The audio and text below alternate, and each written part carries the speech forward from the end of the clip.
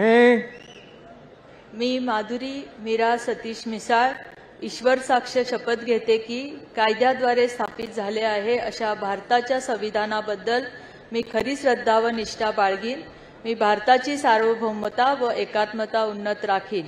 मी महाराष्ट्र राज्याची राज्यमंत्री म्हणून माझी कामे निष्ठापूर्वक व सद्विवेक बुद्धीने पार पाडीन आणि संविधान व कायद्यानुसार सर्व तऱ्हेच्या लोकांना मी निर्भयपणे व निपक्षपातीपणे तसेच कोणाच्याही विषयी ममत्व भाव किंवा आकस न बाळगता न्याय्य वागणूक देईन।